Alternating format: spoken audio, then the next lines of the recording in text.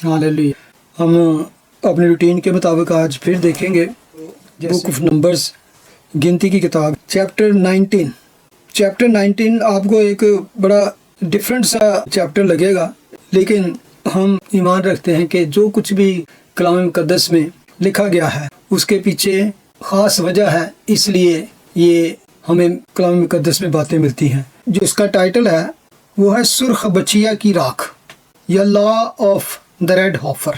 तो आए हम इसको पढ़ते हैं। और खुदावंद ने मूसा और हारून से कहा कि शरा के जिस आइन का हुक्म खुदावंद ने दिया है वो ये है कि तू बनी इसराइल से कह कि वो तेरे पास एक बेदाग और बेऐब सुर्ख रंग की बचिया लाएं जिस पर कभी जुआ न रखा गया हो, और तुम उसे लेकर एलिएज़र काहन को देना कि वो उसे लश्करगाह के बाहर ले जाए। वो कोई उसे उसी के सामने ज़बह कर दे, और एलिएज़र काहन अपनी उंगली से उसका कुछ खून लेकर उसे खैमा इज्तिमा के आगे की तरफ 7 बार छिड़के। फिर कोई उसकी आंखों के सामने उस गाय को जला दे, यानी उसका चमड़ा और गोश्त और खून और गोबर इन सब को वो जलाए। फिर काहन देवदार की लकड़ी और जूफा और सुर्ख कपड़ा लेकर उस आग में जिसमें वो गाय जलती हो डाल दे। तब काहन अपने कपड़े धोए, पानी से गुस्ल करे। इसके बाद वो लश्करगाह के अंदर आए। फिर भी काहन शाम तक नापाक रहेगा, और जो उस गाय को जलाए वो भी अपने कपड़े पानी से धोए और पानी से गुस्ल करे, और वो भी शाम तक नापाक रहे। और कोई पाक शख्स उस गाय की राख को बटोरे और उसे लश्करगाह के बाहर किसी पाक जगह में धर दे। ये बनी इसराइल की जमात के लिए नापाकी दूर करने के पानी के लिए रखी रहे, क्योंकि ये खता की कुर्बानी है। और जो उस गाय की राख को बटोरे वो भी अपने कपड़े धोए, और वो भी शाम तक नापाक रहेगा। और ये बनी इसराइल के और उन परदेशियों के लिए जो उनमें बूदोबाश करते हैं एक दायमी आइन होगा। आमीन। अभी हम 10 आयत तक पढ़ते हैं, तो इसको देखते हैं कि what is actually the law है। ये को अगर गौर करें तो ये एक ऐसा अनयूजुअल लॉ है जो ना हमें खरूज की किताब में मिलता है और ना ही उसके बाद अहबार की किताब में। जब 10 कमांडमेंट्स भी दिए गए, खरूज की किताब में बहुत सी शरीयत दी गई, बहुत से लॉ दिए गए, कोई ऐसा जिक्र नहीं मिलता। हालांकि जो लिविटिकस की बुक है उसमें मोस्ट ऑफ टाइम ऑल जो रिचुअल्स हैं, ऑल जो क्लेंजिंग के लॉ हैं, गुस्ल है, सफाई है, किस तरह नापाकी और पाकीज़गी के लिए कौन से लॉ, वो सारा कुछ, बल्कि कौन कौन से फीस के ऊपर भी किस तरह तुम्हारी क्लेंजिंग होगी, लेकिन ये उसमें भी नहीं मिलता। लेकिन ये उस वक्त उनको दिया गया तो जब वो बियाबान में एक तरह से आवारगी की हालत में थे। और इसमें ख़ास जो बात लिखी गई है कि खता की कुर्बानी के लिए है, कि ये नापाकी दूर करने के लिए। और इसके लिए जो एक तरीका बताया गया है उसमें कि एक बचिया उसको ज़बह करना है, और उसके बारे में आइन है कि वो बेदाग और बेऐब सुर्ख रंग की बचिया हो, और वो मुकम्मल तौर पर सुर्ख रंग की हो, कि उसके बाद वो सुर्ख रंग के हो, ना तो ब्राउन, ना कोई वाइट, ना कोई ब्लैक, किसी किस्म की नहीं। और क्या, जिस पर कभी जुआ न रखा गया हो, क्योंकि बाद में जो अपने डोमेस्टिक में वो उनको बोझ लादने के लिए और इस तरह के कामों के लिए इन जानवरों को यूज़ किया जाता था। तो उसको जो ज़बह करने का तरीक़ाकार बताया। ये चीज़ें जो मैं कह रहा हूँ इसको याद रखें कि ज़बह किस तरह करना है, वो बछिया किस तरह की हो, जिसमें उसमें कुछ क्वालिटीज़ बताई गई है, और से सुने। उसके लिए उसको लश्करगाह से बाहर ले जाया जाए, यानी कि जो उनका एरिया था जहाँ पर वो लोग थे, तो उससे बाहर जाकर उसको ज़बह करना था लश्करगाह से। और जब वो ज़बह किया जाए तो सबसे पहले उसका जो खून निकले उसको किसी बर्तन में वो डाल लेते, फिर उस खून को लेकर उसे खैमा इज्तिमा की तरफ 7 बार छिड़के, यानी कि जो टैबरनेकल था तो खून लेकर उसकी तरफ 7 बार उसने छिड़कना होता था। फिर उसको किस तरह जलाना है, यानी कि चमड़ा, गोश्त, खून, गोबर सब कुछ जो होगा, यानी कि टोटली उसको जला देना है। और जब वो आग अभी जल रही है तो उसमें क्या करना है, एक सीडर वुड, देवदार जिसे कहते सीडर वुड, फिर हिस्सुप, जूफा जिसे कहते हैं, और पे एक सुर्ख कपड़ा लेकर उस आग में जिसमें गाय जलती है वो भी डाल दे।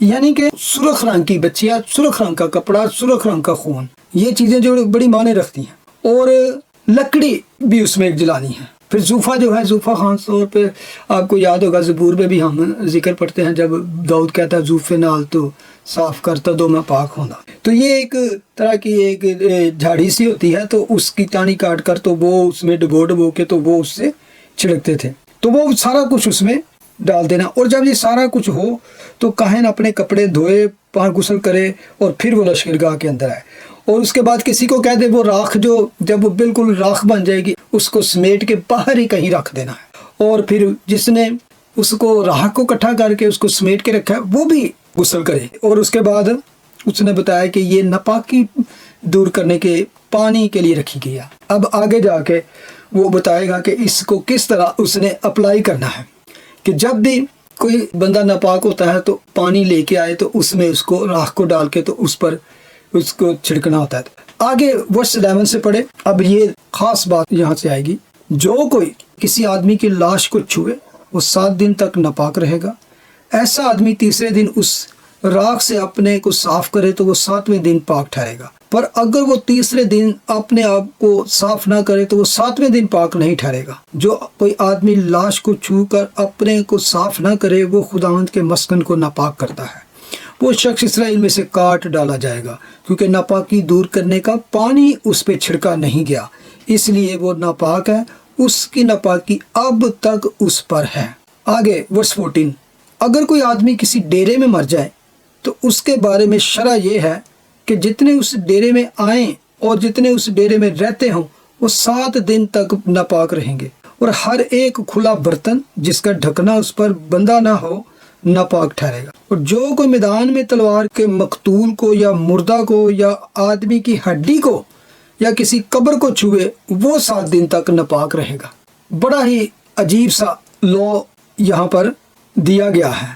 اب دیکھیں کہ کسی کی لاش کو چھو لے کوئی بندہ تو وہ ناپاک ہو جائے گا جب تک وہ اس پانی سے جس میں یہ راکھ ڈالی ہو جو بھی بنائی ہے وہ ڈال کر اس پر چھڑکی نہ جائے، بلکہ یہاں تک لکھا ہے کہ اگر کسی ڈیرے میں یعنی کہ کسی ٹینٹ میں کوئی آدمی مر جاتا ہے تو وہاں جتنے لوگ ہوں گے اور جتنے برتن ہوں گے جو ڈھنکے نہ گئے ہوں، مطلب کہ وہ سارا کچھ ایک طرح سے خیمے کی ہر چیز ناپاک ہوگی، جو بندے رہتے ہیں وہ ناپاک ہوں گے۔ اگر کوئی مر گیا تو وہاں پر غم کرنے کے لیے یا ان کو تسلی دینے کے لیے آئے گا وہ بھی ناپاک ٹھہرے گا، ہر بندہ ناپاک ٹھہرے گا۔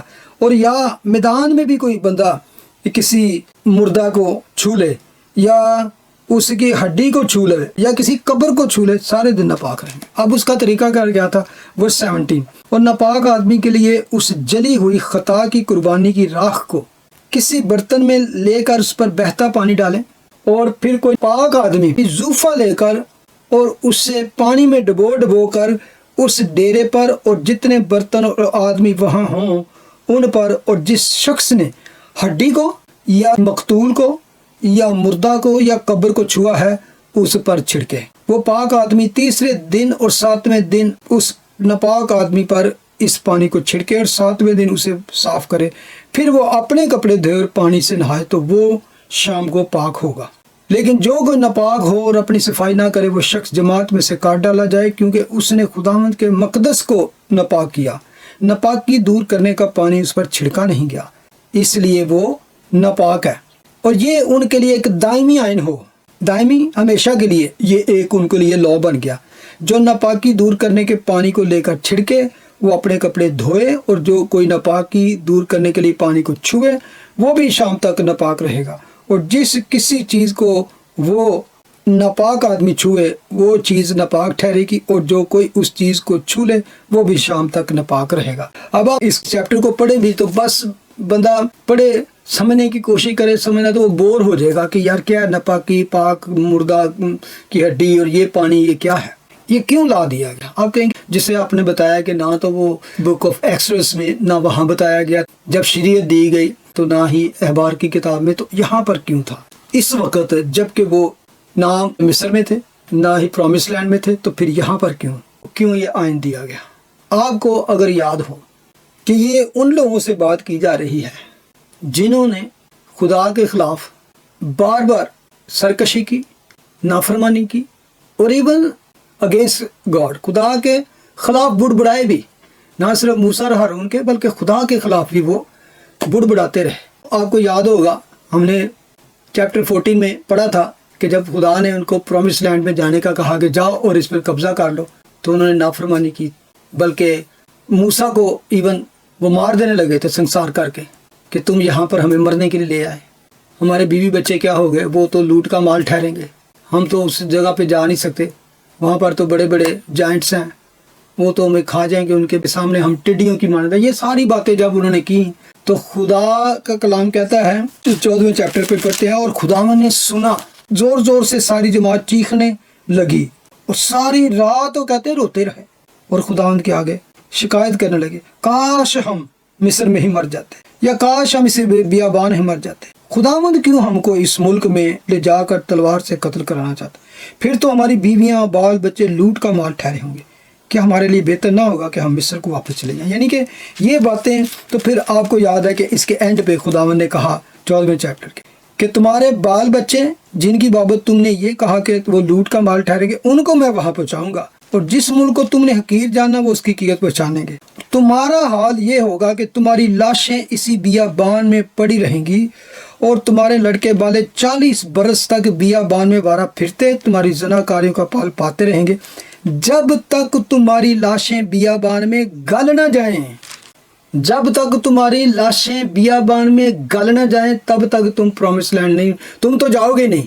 20 साल से जो ऊपर ऊपर के हैं, खुदा ने कहा वो इसी बियाबान में राख का ढेर हो जाएंगे, वहाँ फना हो जाएंगी, लेकिन तुम्हारे लड़के वाले जिनकी तुमको मुझसे ज्यादा फिक्र है कि वो उनको मैं लेके जाऊंगा। बड़ी अजीब बात यहाँ पर। असल में जब उन्होंने मर्दमशुमारी की, उन जवानों को उन्होंने गिना जो जंग के लिए उन्होंने चुने थे, तो वो मतलब 6 लाख से ज्यादा तो वही थे।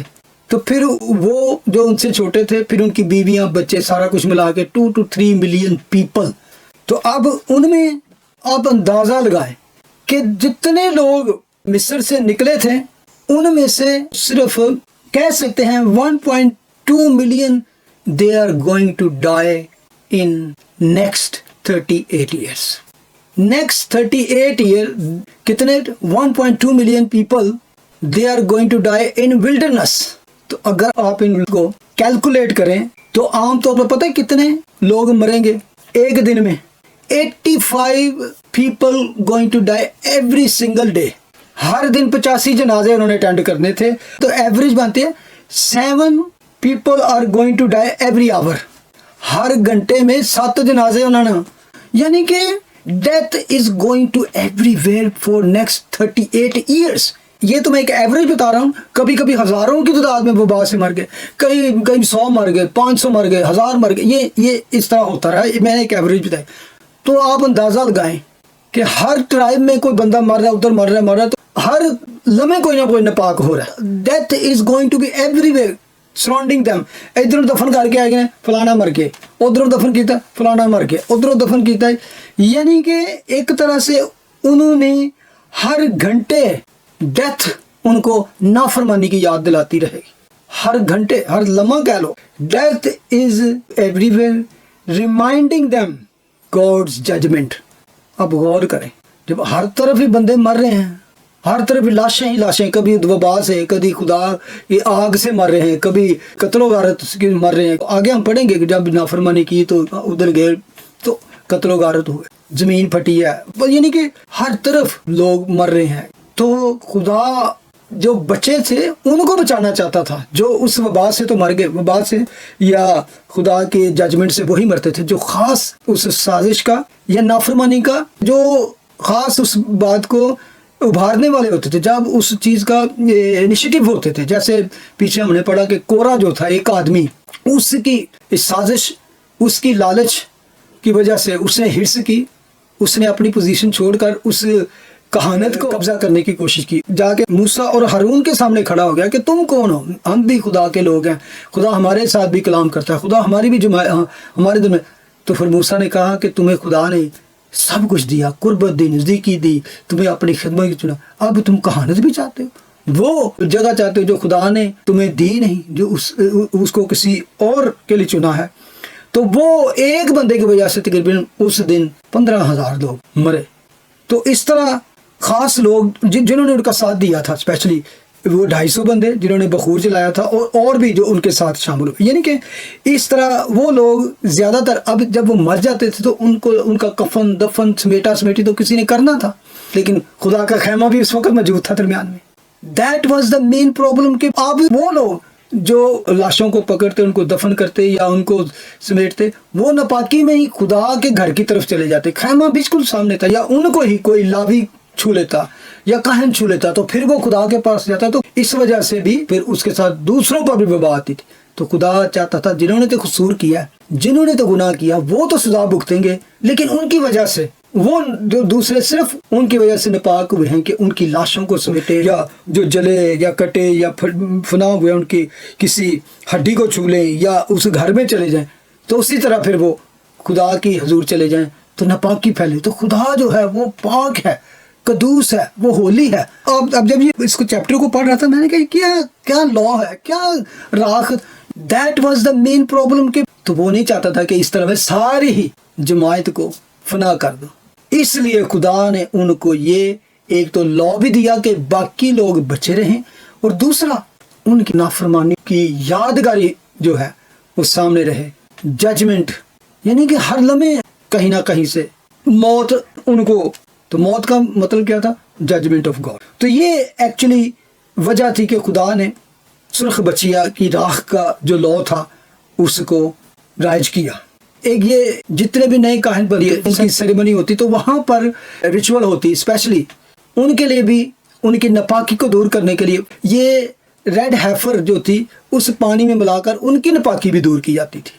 اب آج کے دور میں جو اسرائیل میں ایک گروپ ہے جسے کہتے ہیں ٹیمپل انسٹیٹیوٹ، وہ ہے جہاں پر جو تھرڈ ہیکل بننی ہے اس کے لیے پریس کو تیار کیا جاتا ہے، بلکہ دے آر آلریڈی پریپیئرڈ. انہوں نے وہ لاویوں کے اس خاندان کو بھی ڈھونڈ لیا ہوا ہے، تو ان میں سے پریس کو بھی تیار کر لیا. ان کو سارے جو ٹیمپل کے ریچول تھے، ان کے سسٹم تھے، ان کے آئین تھے، قوانین تھے، سب کچھ دکھا دیا ہے. اور ایک ایک چیز جو تیار پڑی ہے، ایون وہ منورہ کینڈل سٹینڈ جو ہیکل کے اندر تھا، وہ جو سونے کا بنا ہوا تھا جس کی 7 شاخیں تھی اور اس پہ 7 چراغدان جلتے تھے، وہ بھی بن چکا ہے. بلکہ میں اس کو خود بھی دیکھا ہے جب اسرائیل گیا تھا، اور وہ بڑا ہیوج یعنی کہ لائف سائز کا ہے اور پیور گولڈ کا ہے، اور وہ ملینز آف ڈالر کا ہے.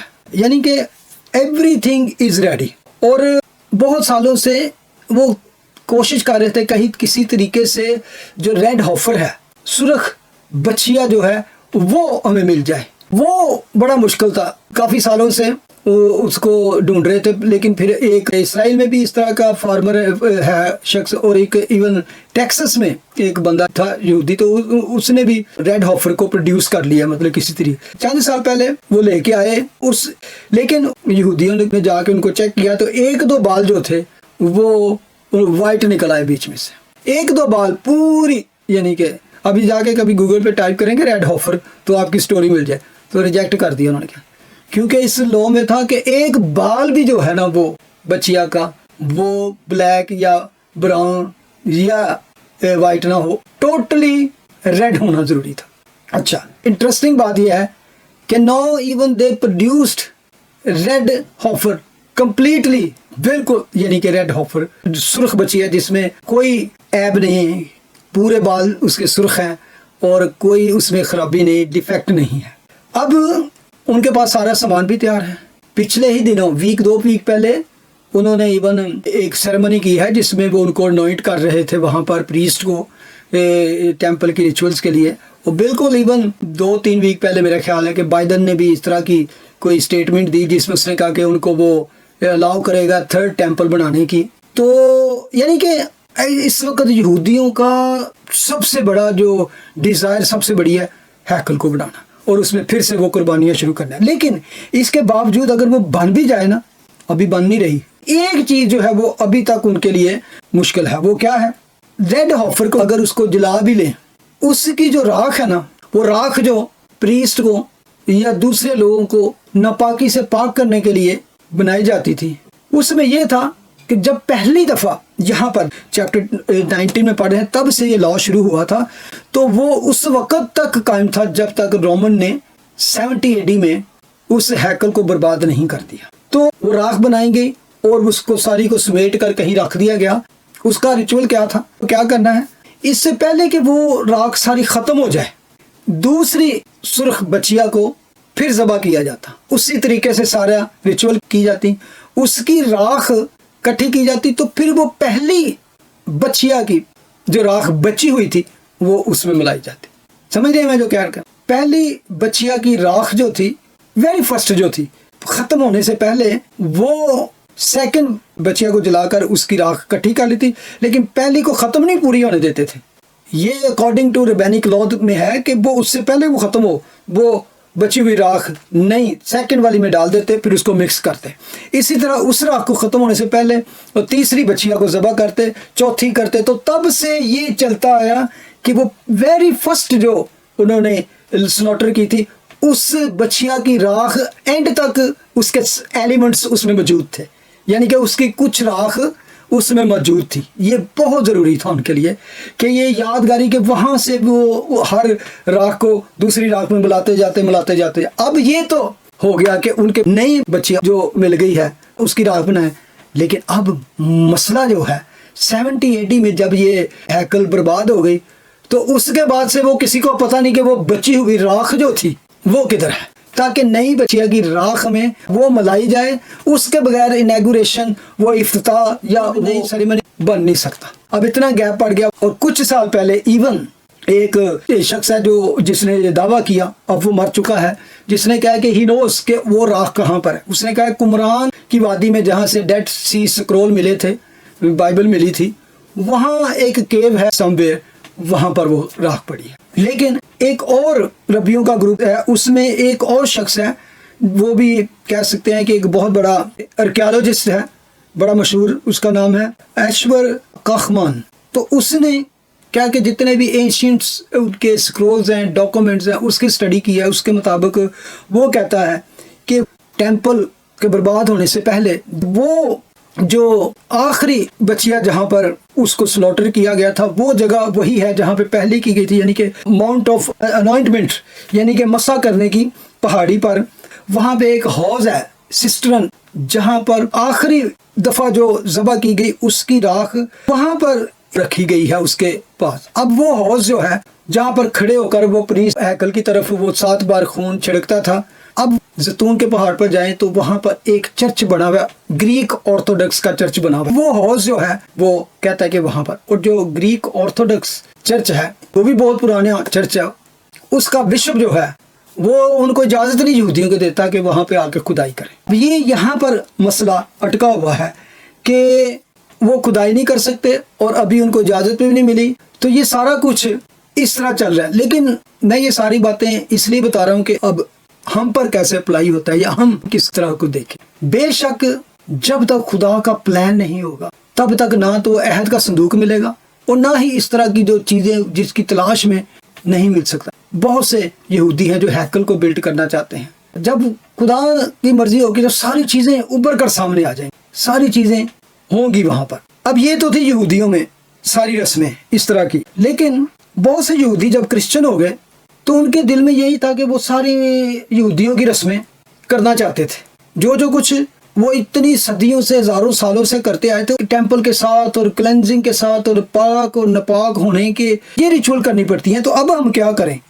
तो इब्रानियों का खत स्पेशली उन यहूदियों को लिखा गया जो मसीह को तो कबूल कर बैठे थे, लेकिन वो ये जान नहीं छोड़ रही थी ये चीज़ें उनकी, ये रिचुअल्स, ये क्लेंजिंग, ये सारा कुछ उनको मुश्किल लगता था कि तो उनको समझाने के लिए कि अब हमें उनको किस तरह को इस सारी चीज़ों को देखना है। हिब्रू चैप्टर 9 वर्स 11 to 14 में पढ़ूंगा। अच्छा लिखा वर्स 11, लेकिन जब मसीह आइंदा की अच्छी चीज़ों का सरदार काहिन होकर आया तो उस बुजुर्ग तर कामतर खैमा की राह से जो हाथों का बना हुआ, यानी इस दुनिया का नहीं, और बकरों और बछड़ों का खून लेकर नहीं बल्कि अपना ही खून लेकर पाक मकान में एक ही बार दाखिल हो गया और अबदी खलासी कराई। यानी कि ये तो करते थे ना बार बार इस तरह की, नापाक हो गया, ये हो गया, वो हो गया। आगे पढ़े वर्स 13 में क्या, क्योंकि जब बकरों और बैलों के खून और गाय की राख, अब ये इस रिचुअल की बात की जा रही, ये जो हम अभी पढ़ा, नापाकों पर छिड़के जाने से ज़ाहिरी पाकीज़गी हासिल होती थी। नोट करें یہ ساری کچھ جو ریچول کرتے تھے تو اس میں کیا ہوتا تھا؟ ظاہری طور پر پاک ہوتے تھے.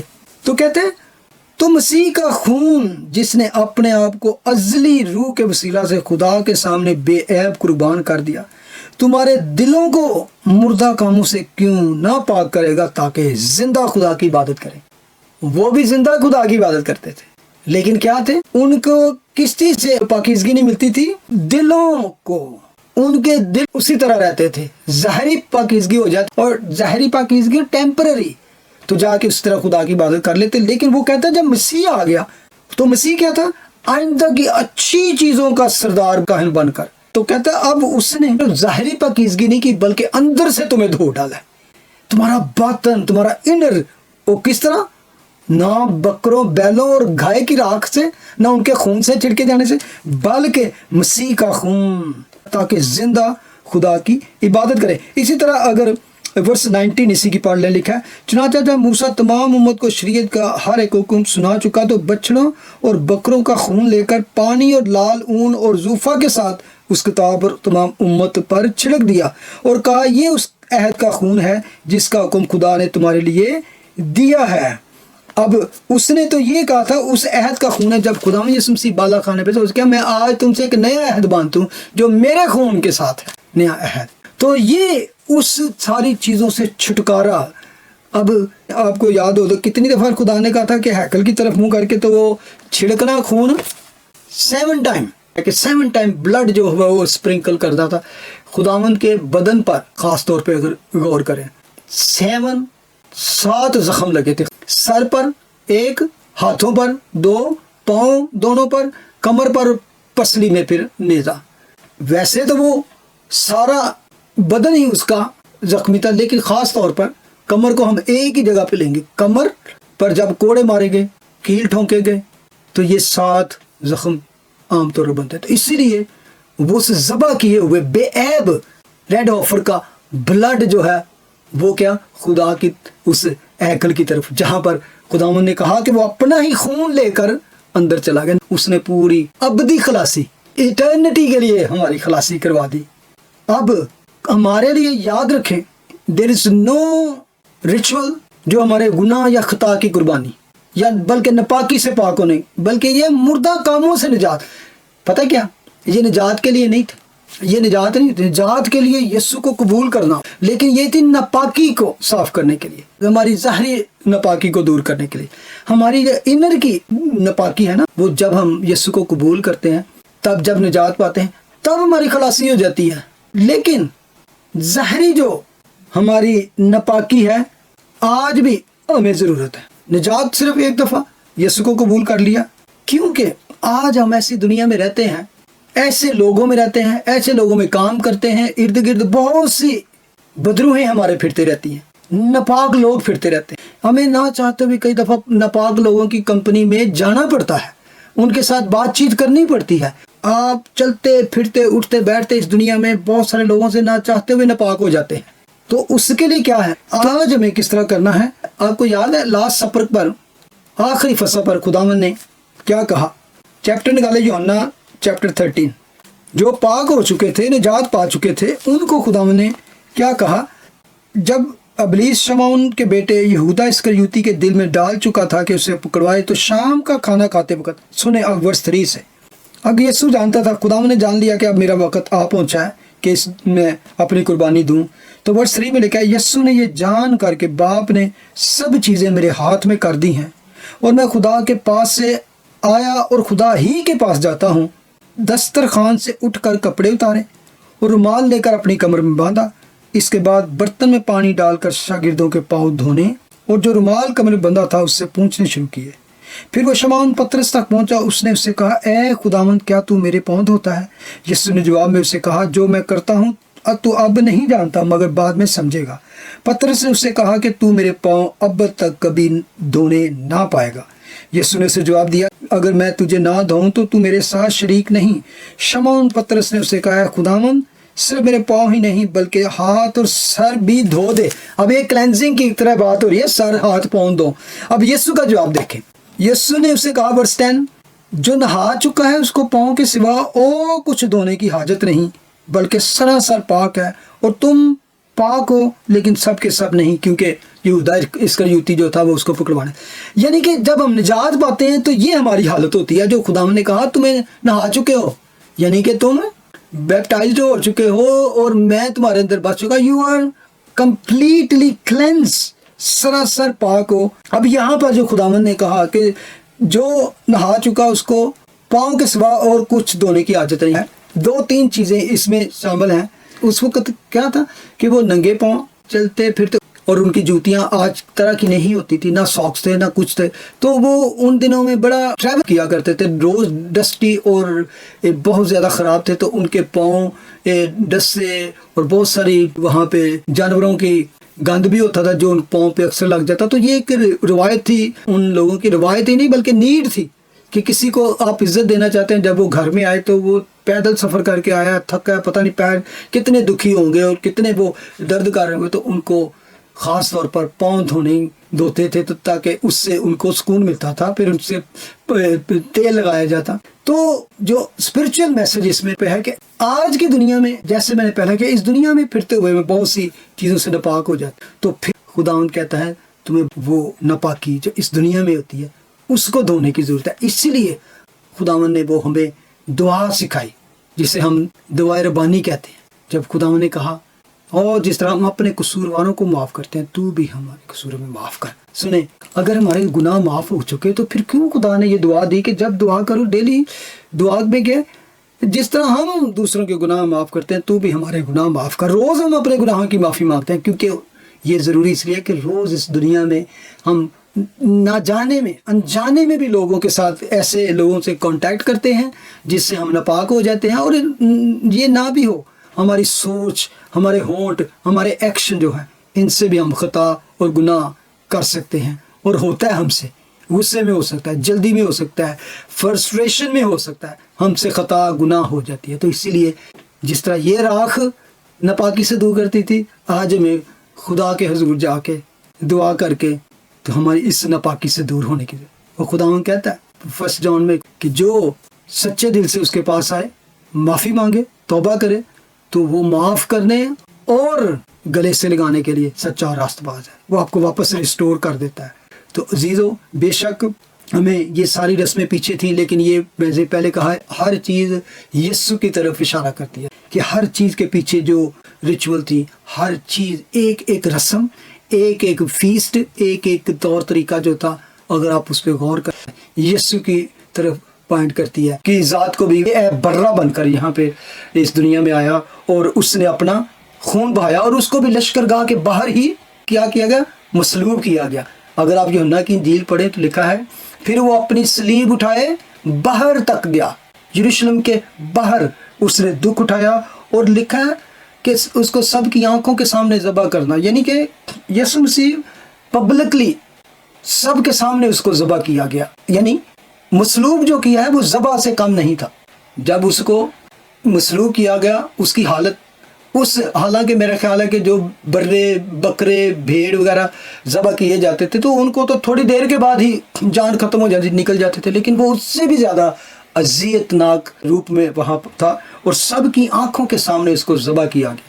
تو یہ بالکل یہ جتنی باتیں ایک ایک لا دیکھیں، جتنے بھی اولڈ ٹیسٹمنٹ میں یہ کس طرح ریچول سی، یہ کیا لا تھے، ہر چیز یسوع مسیح کی طرف اشارہ کرتی. کوئی بھی قربانی کا سسٹم دیکھ لیں، ایون کبوتر سے لے کر بکری تک، بیل تک، جو بھی قربانی ہوتی تھی وہ یسوع کی طرف اشارہ کرتی. تو عزیزوں، ہمیں روزمرہ کی زندگی میں اپنے یہ آنا کہ ہم ناپاک ہو سکتے ہیں کسی بھی وجہ سے، خیالوں سے، ہمارے ایکشن سے اور ہمارے الفاظ سے. تو آئے ہم دعا کریں کہ خدا ہمیں ہر طرح کی ناپاکی سے دور رکھے، اور اگر ہم ناپاک ہو تو ہم جلدی کریں کہ ہم خدا کی طرف آئیں تاکہ ہم اس ناپاکی سے، ظاہری ناپاکی سے دور ہو سکیں. کیونکہ بار بار اگر اس پہ غور کریں تو خدا اصل میں کہہ رہا ہے کہ جتنی جلدی ہو سکے جو ناپاک شخص ہو وہ پاک ہو جائے، وہ جلدی اس پانی سے چھڑک لے، جلدی سے.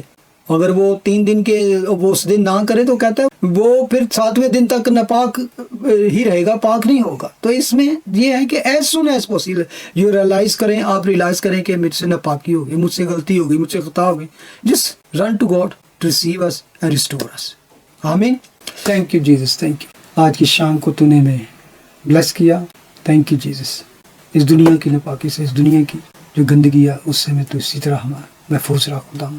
تیرا مسئلہ، تیرا فضل ہم پہ چھایا رہے تاکہ ہم دنیا کے گناہوں سے بچے رہیں اور ناپاکی سے بچے رہیں، تیرے حضور پاکیزگی سے چلتے رہیں. Thank you lord, in Jesus name آمین.